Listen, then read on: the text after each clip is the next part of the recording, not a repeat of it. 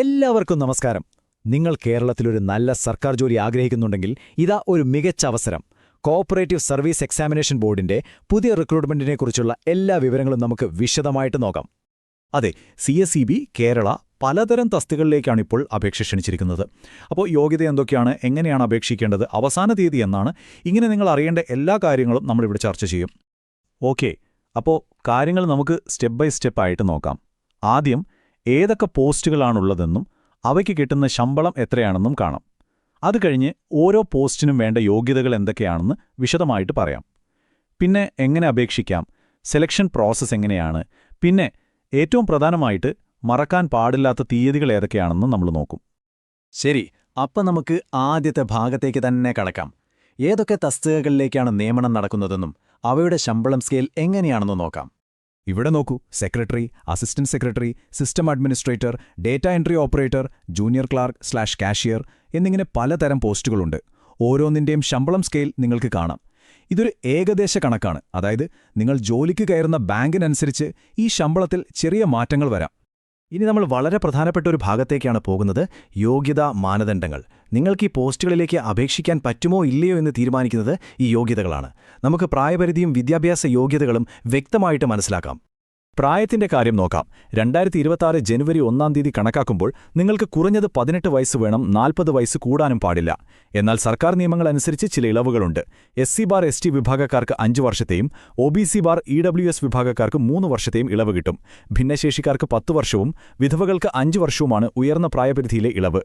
ഇനി ഓരോ തസ്തികയ്ക്കും വേണ്ട വിദ്യാഭ്യാസ യോഗ്യതകൾ എന്തൊക്കെയാണെന്ന് നോക്കാം. ആദ്യം സെക്രട്ടറി പോസ്റ്റ്. ഇതിന് പല യോഗ്യതകൾ പരിഗണിക്കും. ഉദാഹരണത്തിന് ഒരു ഡിഗ്രിയും HTC&BM എന്ന കോഴ്സും പിന്നെ 7 വർഷത്തെ പ്രവൃത്തി പരിചയവുമുണ്ടെങ്കിൽ അപേക്ഷിക്കാം. അല്ലെങ്കിൽ കോഓപ്പറേഷൻ ആൻഡ് ബാങ്കിങ്ങിൽ BSc ഡിഗ്രിയും 5 വർഷത്തെ പ്രവൃത്തി പരിചയവും മതി. അതുമല്ലെങ്കിൽ MBAയോ MCOMോ ഉള്ളവർക്ക് 3 വർഷത്തെ പ്രവൃത്തി പരിചയം മതിയാകും. അപ്പോൾ നിങ്ങളുടെ യോഗ്യത ഏതാണെന്ന് കൃത്യമായി നോക്കുക. അടുത്തത് അസിസ്റ്റന്റ് സെക്രട്ടറി അല്ലെങ്കിൽ ചീഫ് അക്കൗണ്ടന്റ് തസ്തികയാണ്. ഇതിന് കുറഞ്ഞത് 50% മാർക്കോടെയുള്ള ഏതെങ്കിലും ബിരുദവും കൂടെ ഒരു കോഓപ്പറേറ്റീവ് ഹയർ ഡിപ്ലോമയും വേണം. അതല്ലെങ്കിൽ കോഓപ്പറേഷൻ ആൻഡ് ബാങ്കിങ്ങിൽ BScയോ MScയോ ഉള്ളവർക്കും അപേക്ഷിക്കാം. 50% മാർക്കോടെ കോഓപ്പറേഷനിൽ BCom എടുത്തവർക്കും ഈ തസ്തികയിലേക്ക് അപേക്ഷിക്കാവുന്നതാണ്. ജൂനിയർ ക്ലാർക്ക് അല്ലെങ്കിൽ കാഷ്യർ പോസ്റ്റിന്റെ യോഗ്യതകൾ വളരെ വിശാലമാണ്. അതുകൊണ്ടുതന്നെ ഒരുപാട് പേർക്ക് ഇതിലേക്ക് അപേക്ഷിക്കാൻ അവസരമുണ്ടാകും.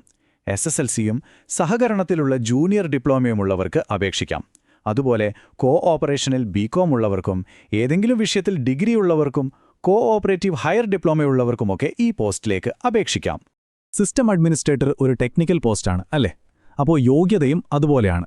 കമ്പ്യൂട്ടർ സയൻസിലോ IT-യിലോ അല്ലെങ്കിൽ ഇലക്ട്രോണിക് കമ്മ്യൂണിക്കേഷനിലോ BTech അല്ലെങ്കിൽ MCA ആണ് വേണ്ടത്. കൂടെ ഒരു 3 വർഷത്തെ പ്രവൃത്തി പരിചയമുണ്ടെങ്കിൽ നിങ്ങൾക്ക് മുൻഗണന ലഭിക്കും. പക്ഷെ അത് നിർബന്ധമില്ല, അഭികാമ്യം മാത്രമാണ്. ഡേറ്റ എൻട്രി ഓപ്പറേറ്റർ തസ്തികയിലേക്ക് 3 കാര്യങ്ങൾ നിർബന്ധമായും വേണം. 1. ഏതെങ്കിലും വിഷയത്തിലുള്ള ഒരു ഡിഗ്രി. 2. ഡേറ്റ എൻട്രി കോഴ്സ് പാസ്സായതിന്റെ സർട്ടിഫിക്കറ്റ്. 3. ഈ ജോലിയിൽ കുറഞ്ഞത് 1 വർഷത്തെ പ്രവൃത്തി പരിചയം.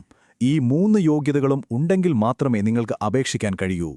ഓക്കെ, അപ്പോൾ നിങ്ങൾക്ക് യോഗ്യതയുണ്ടെന്ന് ഉറപ്പിച്ചെങ്കിൽ ഇനി എങ്ങനെയാണ് അപേക്ഷിക്കേണ്ടതെന്ന് നോക്കാം. അപേക്ഷ അയക്കേണ്ടത് ഓൺലൈനായിട്ടാണ്. അപ്പോൾ ഈ പറയുന്ന സ്റ്റെപ്പുകൾ ശ്രദ്ധിച്ച് കേൾക്കുക. അപേക്ഷിക്കാനുള്ള വഴികൾ വളരെ സിമ്പിളാണ്. ആദ്യം തന്നെ CSEBയുടെ ഒഫീഷ്യൽ വെബ്സൈറ്റിൽ പോകുക. നിങ്ങൾ പുതിയ യൂസർ ആണെങ്കിൽ ആദ്യം 1 ടൈം രജിസ്ട്രേഷൻ ചെയ്യണം. അതിനുശേഷം ലോഗിൻ ചെയ്ത് ഏത് പോസ്റ്റിലേക്കാണ്, ഏത് ബാങ്കിലേക്കാണ് അപേക്ഷിക്കുന്നത് എന്നൊക്കെ ശ്രദ്ധയോടെ തിരഞ്ഞെടുക്കുക. ആവശ്യമായ വിവരങ്ങളെല്ലാം കൊടുത്ത് ഡോക്യുമെന്റ്സ് അപ്ലോഡ് ചെയ്ത് ഫീസ് അടച്ചാൽ മതി. എല്ലാം കഴിഞ്ഞ് ആപ്ലിക്കേഷന്റെ ഒരു കോപ്പി പ്രിന്റെടുത്ത് സൂക്ഷിക്കാൻ മറക്കരുത്. ഇനി അപേക്ഷാ ഫീസ് എത്രയാണെന്ന് നോക്കാം. ജനറൽ കാറ്റഗറിയിലുള്ളവർക്ക് ആദ്യത്തെ ബാങ്കിലേക്ക് അപേക്ഷിക്കാൻ 150 രൂപയാണ്. ഒന്നിൽ കൂടുതൽ ബാങ്കുകളിലേക്ക് അപേക്ഷിക്കുന്നുണ്ടെങ്കിൽ ഓരോ അധിക ബാങ്കിനും 50 രൂപ വെച്ച് അധികം നൽകണം. SC/ST വിഭാഗക്കാർക്ക് ഇത് 50 രൂപയാണ്. ഒരു കാര്യം പ്രത്യേകം ശ്രദ്ധിക്കുക, ഈ ഫീസിന്റെ കൂടെ 18% GSTയും അടയ്ക്കേണ്ടി വരും. നിങ്ങൾ അപേക്ഷയൊക്കെ സമർപ്പിച്ചു കഴിഞ്ഞാൽ പിന്നെ എന്താണ് അടുത്ത വഴി? അതാണ് തിരഞ്ഞെടുപ്പ് രീതി. പ്രധാനമായും 2 ഘട്ടങ്ങളിലൂടെയാണ് ഉദ്യോഗാർത്ഥികളെ തിരഞ്ഞെടുക്കുന്നത്. നമുക്ക് അതെന്തൊക്കെയാണെന്ന് നോക്കാം. സെലക്ഷൻ പ്രോസസ്സിന് 2 ഭാഗങ്ങളുണ്ട്.